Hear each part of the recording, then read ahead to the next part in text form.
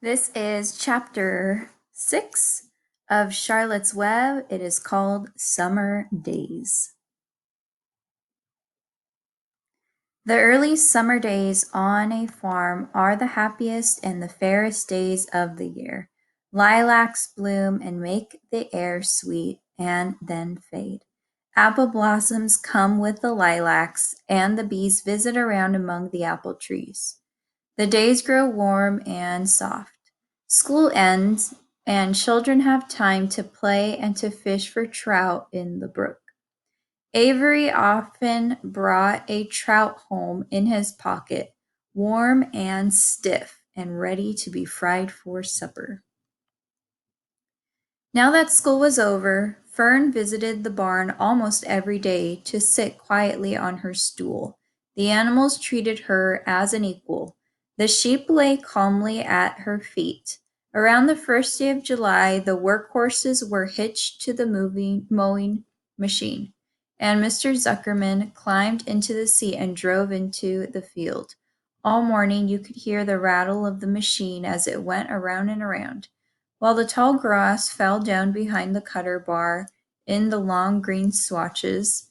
Next day, if there was no thunder shower, all hands would help rake the pitch and load, and the hay would be hauled to the barn in the high hay wagon, with Fern and Avery riding at the top of the load. Then the hay would be hoisted sweet and warm into the big loft until the whole barn seemed like a wonderful bed of timothy and clover. It was fine to jump in and perfect to hide in, and sometimes Avery would find a little grass snake in the hay and would add it to the other things in his pocket. Early summer days are a jubilee time for birds. In the fields, around the house, in the barn, in the woods, in the swamp, everywhere love and songs and nests and eggs.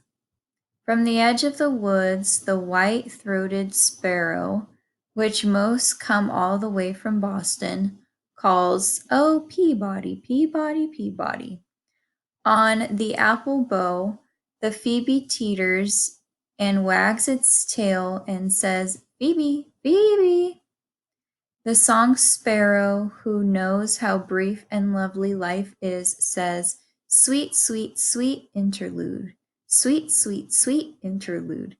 If you enter the barn, the swallows swoop down from their nests and scold. "Cheeky, cheeky," they say. In early summer, there are plenty of things for a child to eat and drink and suck and chew. Dandelion stems are full of milk. Clover heads are loaded with nectar. The frigidaire is full of ice-cold drinks.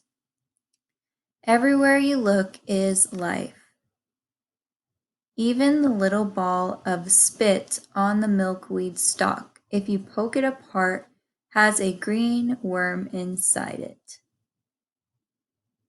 And on the underside of the leaf of the potato vine are the bright orange eggs of the potato bug.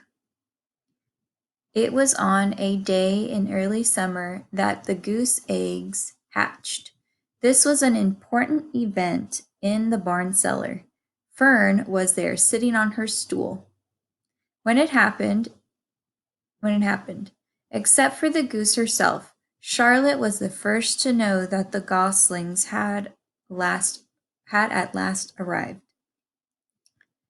The goose knew a day in advance that they were coming. She could hear their little voices calling from inside the egg. She knew that they were in a desperately cramped position inside the shell and were most anxious to break through and get out. So she sat quite still and talked less than usual. When the first gosling poked its gray-green head through the goose's feathers and looked around, Charlotte spied it and made the announcement. "I'm sure," she said, that every one of us here will be gratified to learn that after 4 hours of unremitting effort and patience on the part of our friend, the goose, she now has something to show for it. The goslings have arrived. May I offer my sincere congratulations? Thank you, thank you, thank you, said the goose, nodding and bowing shamelessly. Thank you, said the gander. That's like the boy goose, the male goose. Congratulations, shouted Wilbur. How many goslings are there? I can only see one. There are 7, said the goose. Fine, said Charlotte. 7 is my lucky number. Luck had nothing to do with this, said the goose. It was good management and hard work. At this point, Templeton showed his nose from his hiding place under Wilbur's trough. He glanced at Fern, then creeped cautiously towards the goose, keeping close to the wall. Everyone watched him, for he was not well liked, not trusted. Look, he began in his sharp voice. You say you have 7 goslings. There are 8 eggs. What happened to the other egg? Why didn't it hatch? It's a dud, I guess, said the goose. What are you going to do with it? Continued Templeton. His little round beady eyes fixed on the goose. You can have it, replied the goose. Roll it away and add it to that nasty collection of yours. Templeton had a habit of picking up unusual objects around the farm and storing them in his house. He saved everything. Certainly, said the gander. You may have the egg, but I'll tell you one thing. Templeton, if I ever catch you poking your ugly nose around our goslings, I'll give you the worst pounding a rat ever took. And the gander opened his strong wings and beat the air with them to show his power. He was strong and brave. But the truth is, both the goose and the gander were worried about Templeton, and with good reason. The rat had no morals, no conscience, no scruples, no consideration, no decency, no milk of rodent kindness, no compunctions, no higher feeling, no friendliness, no anything. He would kill a gosling if he could get away with it. The goose knew that. Everybody knew it. With her broad bill, the goose pushed the unhatched egg out of the nest, and the entire company watched in disgust while the rat rolled it away. Even Wilbur, who could eat almost anything, was appalled. Imagine wanting a junky, old, rotten egg, he muttered. A rat is a rat, said Charlotte. She laughed a tinkling little laugh. But my friends, if that ancient egg ever breaks, this barn will be untenable. What's that mean? Asked Wilbur. It means nobody will be able to live here on account of the smell.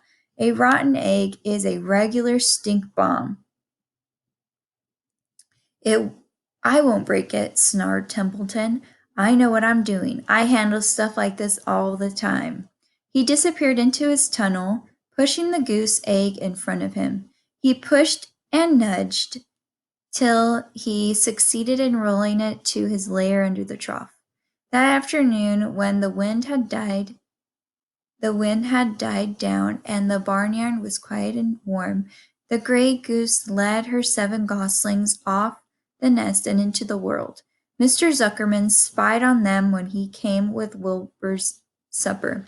Well, hello there, he said, smiling all over. Let's see, 1, 2, 3, 4, 5, 6, 7. 7 baby geese. Now, isn't that lovely? And that is the end of chapter 6 of Charlotte's Web.